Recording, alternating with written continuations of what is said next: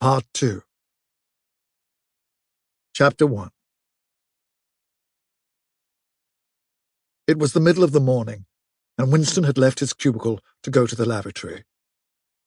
A solitary figure was coming towards him from the other end of the long, brightly lit corridor. It was the girl with the dark hair. 4 days had gone past since the evening when he had run into her outside the junk shop. As she came nearer, he saw that her right arm was in a sling, not noticeable at a distance, because it was of the same color as her overalls. Probably she had crushed her hand while swinging round one of the big kaleidoscopes on which the plots of novels were roughed in. It was a common accident in the fiction department. They were perhaps 4 meters apart when the girl stumbled and fell almost flat on her face. A sharp cry of pain was wrung out of her. She must have fallen right on the injured arm. Winston stopped short. The girl had risen to her knees. Her face had turned a milky yellow color, against which her mouth stood out redder than ever. Her eyes were fixed on his, with an appealing expression that looked more like fear than pain. A curious emotion stirred in Winston's heart. In front of him was an enemy who was trying to kill him. In front of him also was a human creature in pain and perhaps with a broken bone. Already he had instinctively started forward to help her. In the moment when he had seen her fall on the bandaged arm, it had been as though he felt the pain in his own body. "You're hurt," he said. "It's nothing, my arm. It'll be all right in a second." She spoke as though her heart were fluttering. She had certainly turned very pale. "You haven't broken anything." "No, I'm all right. It hurt for a moment, that's all." She held out her free hand to him, and he helped her up. She had regained some of her color and appeared very much better. "It's nothing," she repeated shortly. "I only gave my wrist a bit of a bang. Thanks, comrade." And with that, she walked on in the direction in which she had been going, as briskly as though it had really been nothing. The whole incident could not have taken as much as half a minute. Not to let one's feelings appear in one's face was a habit that had acquired the status of an instinct, and in any case, they had been standing straight in front of a telescreen when the thing happened. Nevertheless, it had been very difficult not to betray a momentary surprise, for in the 2 or 3 seconds while he was helping her up, the girl had slipped something into his hand. There was no question that she had done it intentionally. It was something small and flat. As he passed through the lavatory door, he transferred it to his pocket and felt it with the tips of his fingers. It was a scrap of paper folded into a square. While he stood at the urinal, he managed, with a little more fingering, to get it unfolded. Obviously, there must be a message of some kind written on it. For a moment, he was tempted to take it into one of the water closets and read it at once. But that would be shocking folly, as he well knew. There was no place where you could be more certain that the telescreens were watched continuously.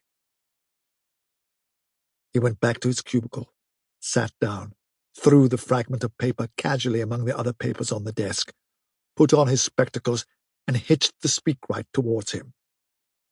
5 minutes, he told himself. 5 minutes at the very least. His heart bumped in his breast with frightening loudness.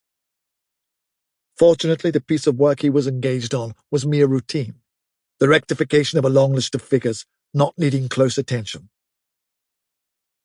Whatever was written on the paper, it must have some kind of political meaning. So far as he could see, there were 2 possibilities. One, much the more likely, was that the girl was an agent of the thought police, just as he had feared. He did not know why the thought police should choose to deliver their messages in such a fashion, but perhaps they had their reasons. The thing that was written on the paper might be a threat, a summons, an order to commit suicide, a trap of some description. But there was another, wilder possibility that kept raising its head, though he tried vainly to suppress it. This was that the message did not come from the thought police at all, but from some kind of underground organization.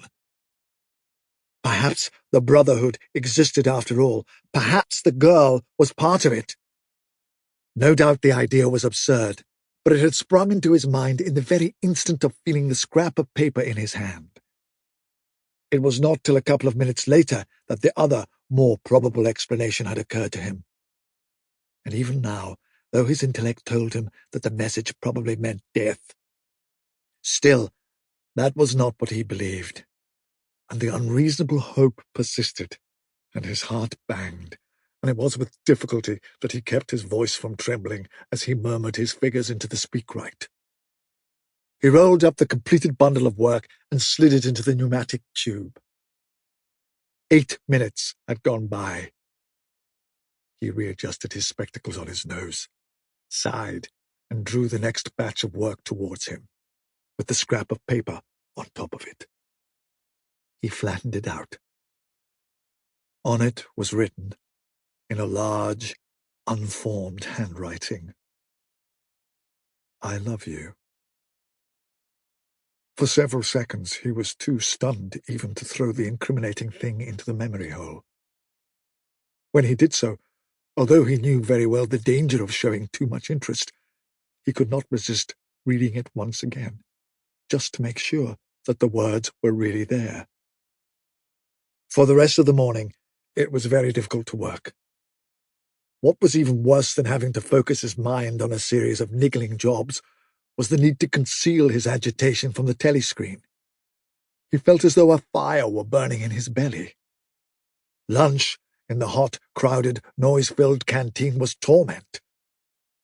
He had hoped to be alone for a little while during the lunch hour, but as bad luck would have it, the imbecile Parsons flopped down beside him, the tang of his sweat almost defeating the tinny smell of stew, and kept up a stream of talk about the preparations for Hate Week. He was particularly enthusiastic about a papier-mâché model of Big Brother's head, 2 meters wide, which was being made for the occasion by his daughter's troop of spies. The irritating thing was that in the racket of voices, Winston could hardly hear what Parsons was saying, and was constantly having to ask for some fatuous remark to be repeated. Just once he caught a glimpse of the girl, at a table with 2 other girls at the far end of the room. She appeared not to have seen him, and he did not look in that direction again. The afternoon was more bearable. Immediately after lunch, there arrived a delicate, difficult piece of work, which would take several hours and necessitated putting everything else aside.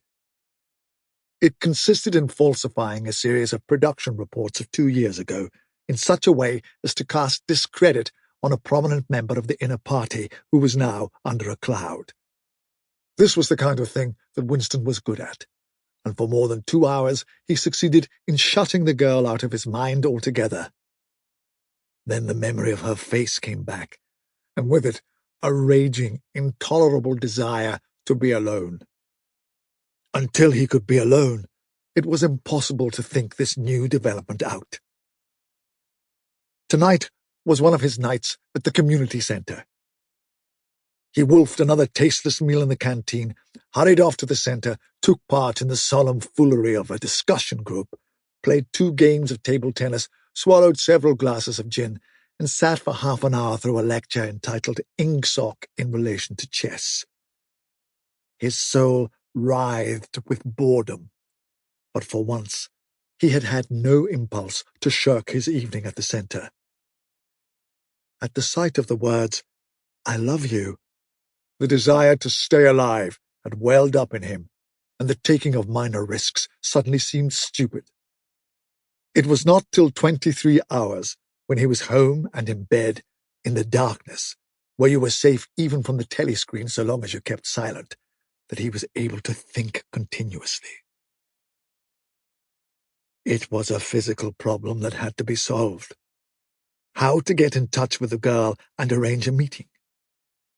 He did not consider any longer the possibility that she might be laying some kind of trap for him. He knew that it was not so because of her unmistakable agitation when she handed him the note. Obviously, she had been frightened out of her wits, as well she might be. Nor did the idea of refusing her advances even cross his mind. Only 5 nights ago, he had contemplated smashing her skull in with a cobblestone, but that was of no importance. He thought of her naked, youthful body as he had seen it in his dream. He had imagined her a fool like all the rest of them, her head stuffed with lies and hatred, her belly full of ice. A kind of fever seized him at the thought that he might lose her. The white, youthful body might slip away from him. What he feared more than anything else was that she would simply change her mind if he did not get in touch with her quickly. But the physical difficulty of meeting was enormous. It was like trying to make a move at chess when you had already mated. Whichever way you turned, the telescreen faced you. Actually, all the possible ways of communicating with her had occurred to him within 5 minutes of reading the note. But now, with time to think, he went over them one by one, as though laying out a row of instruments on a table. Obviously, the kind of encounter that had happened this morning could not be repeated. If she had worked in the records department, it might have been comparatively simple. But he had only a very dim idea whereabouts in the building the fiction department lay, and he had no pretext for going there. If he had known where she lived, and at what time she left work, he could have contrived to meet her somewhere on her way home. But to try to follow her home was not safe, because it would mean loitering about outside the ministry, which was bound to be noticed. As for sending a letter through the mails, it was out of the question. By a routine that was not even secret, all letters were opened in transit. Actually, few people ever wrote letters. For the messages that it was occasionally necessary to send, there were printed postcards with long lists of phrases, and you struck out the ones that were inapplicable. In any case, he did not know the girl's name, let alone her address. Finally, he decided that the safest place was the canteen. If he could get her at a table by herself, somewhere in the middle of the room, not too near the telescreens, and with a sufficient buzz of conversation all round, if these conditions endured for, say, 30 seconds, it might be possible to exchange a few words. For a week after this, life was like a restless dream. On the next day, she did not appear in the canteen until he was leaving it, the whistle having already blown. Presumably, she had been changed onto a later shift. They passed each other without a glance. On the day after that, she was in the canteen at the usual time, but with 3 other girls and immediately under a telescreen. Then, for 3 dreadful days, she did not appear at all. His whole mind and body seemed to be afflicted with an unbearable sensitivity, a sort of transparency, which made every movement, every sound, every contact, every word that he had to speak or listen to an agony. Even in sleep, he could not altogether escape from her image. He did not touch the diary during those days. If there was any relief, it was in his work, in which he could sometimes forget himself for 10 minutes at a stretch. He had absolutely no clue as to what had happened to her. There was no inquiry he could make. She might have been vaporized. She might have committed suicide. She might have been transferred to the other end of Oceania. Worst, and likeliest of all, she might simply have changed her mind and decided to avoid him. The next day, she reappeared. Her arm was out of the sling, and she had a band of sticking plaster round her wrist. The relief of seeing her was so great that he could not resist staring directly at her for several seconds. On the following day, he very nearly succeeded in speaking to her. When he came into the canteen, she was sitting at a table well out from the wall and was quite alone. It was early, and the place was not very full. The queue edged forward till Winston was almost at the counter, then was held up for 2 minutes because someone in front was complaining that he had not received his tablet of saccharin. But the girl was still alone when Winston secured his tray and began to make for her table. He walked casually towards her, his eyes searching for a place at some table beyond her. She was perhaps 3 meters away from him. Another 2 seconds would do it. Then a voice behind him called, "Smith!" He pretended not to hear. "Smith!" repeated the voice more loudly. It was no use. He turned round. A blonde-headed, silly-faced young man named Wilshire, whom he barely knew, was inviting him with a smile to a vacant place at his table. It was not safe to refuse. After having been recognized, he could not go and sit at a table with an unattended girl. It was too noticeable. He sat down with a friendly smile. The silly blonde face beamed into his. Winston had a hallucination of himself smashing a pickaxe right into the middle of it. The girl's table filled up a few minutes later. But she must have seen him coming towards her, and perhaps she would take the hint. Next day, he took care to arrive early. Sure enough, she was at a table in about the same place and again alone. The person immediately ahead of him in the queue was a small, swiftly moving, beetle-like man with a flat face and tiny, suspicious eyes. As Winston turned away from the counter with his tray, he saw that the little man was making straight for the girl's table.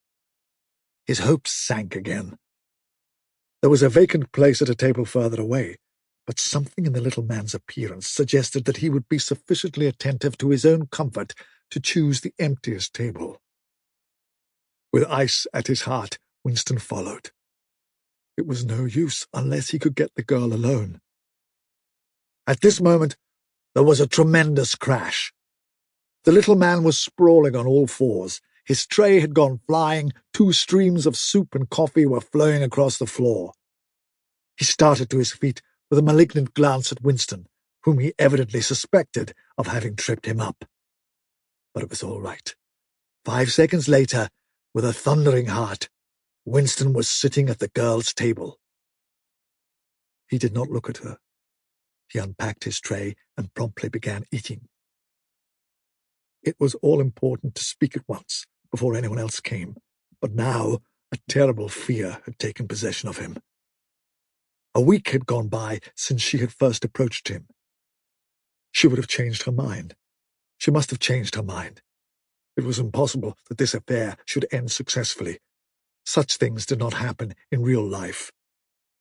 He might have flinched altogether from speaking if at this moment he had not seen Ampleforth, the hairy-eared poet, wandering limply round the room with a tray, looking for a place to sit down.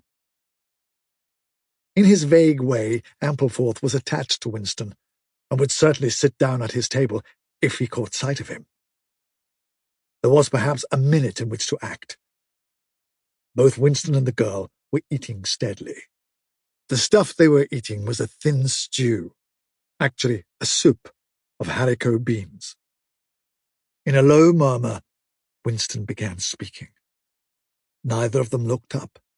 Steadily, they spooned the watery stuff into their mouths, and between spoonfuls exchanged the few necessary words in low, expressionless voices.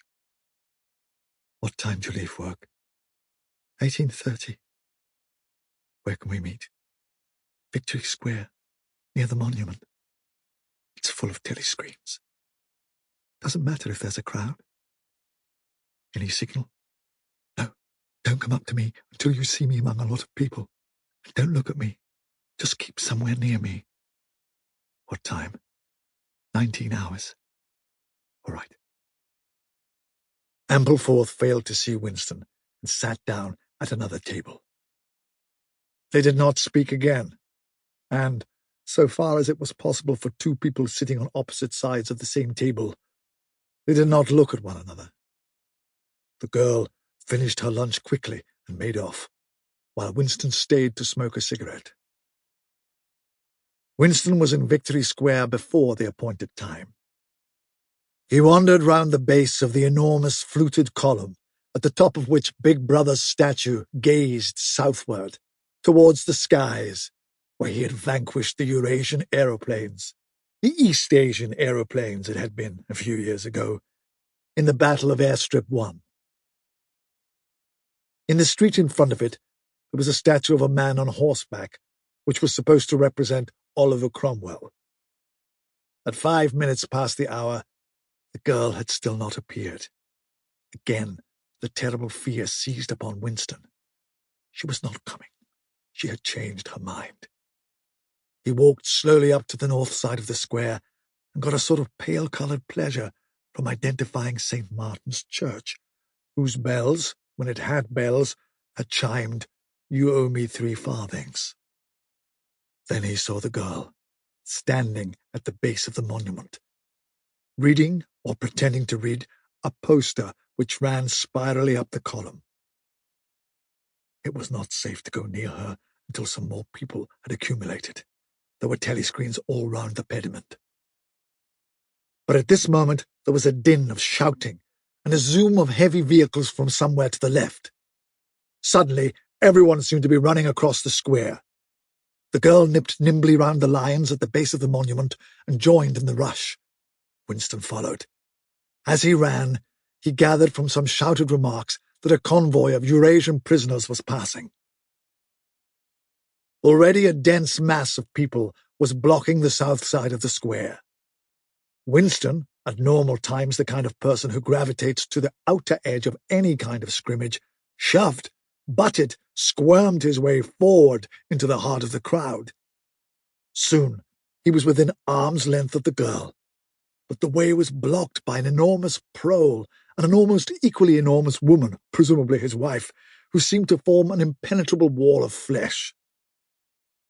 Winston wriggled himself sideways, and with a violent lunge managed to drive his shoulder between them. For a moment it felt as though his entrails were being ground to pulp between the 2 muscular hips. Then he had broken through, sweating a little. He was next to the girl. They were shoulder to shoulder, both staring fixedly in front of them.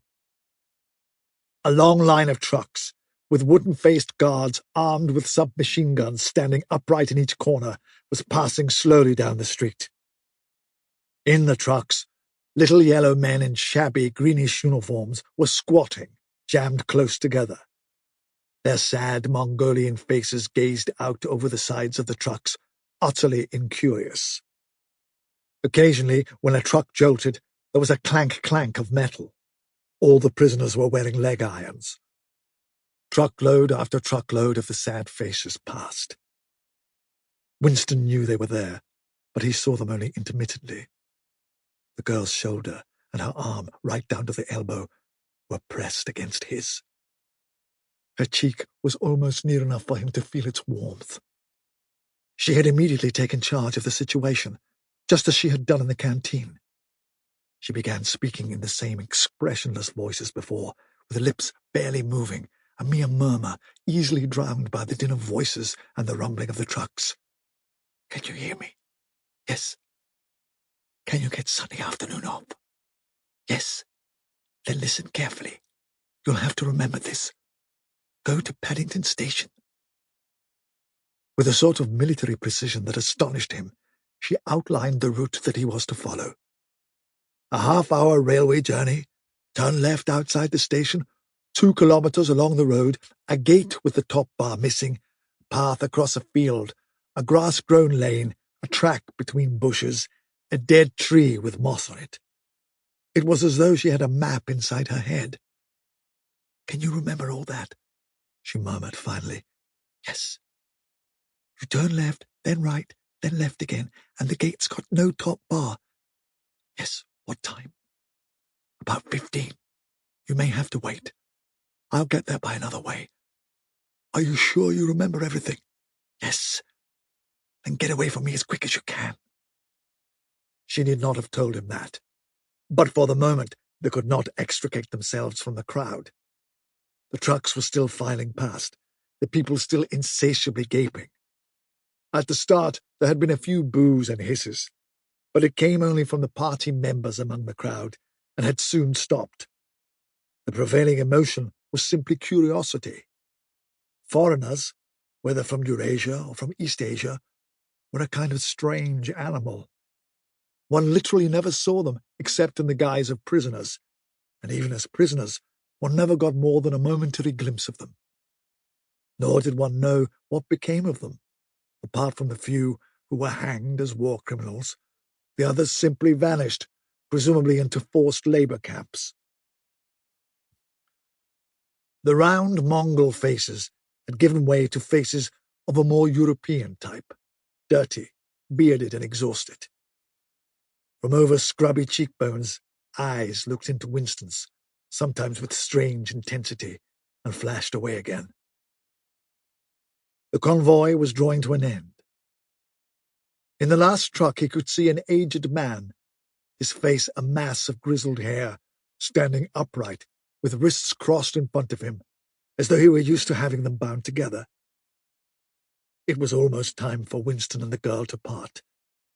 But at the last moment, while the crowd still hemmed them in, her hand felt for his and gave it a fleeting squeeze. It could not have been 10 seconds, and yet it seemed a long time that their hands were clasped together. He had time to learn every detail of her hand.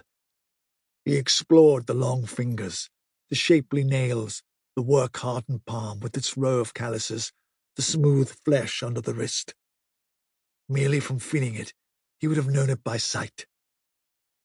In the same instant, it occurred to him that he did not know what color the girl's eyes were. They were probably brown, but people with dark hair sometimes had blue eyes. To turn his head and look at her would have been inconceivable folly. With hands locked together, invisible among the press of bodies, they stared steadily in front of them, and instead of the eyes of the girl, the eyes of the aged prisoner gazed mournfully at Winston out of nests of hair.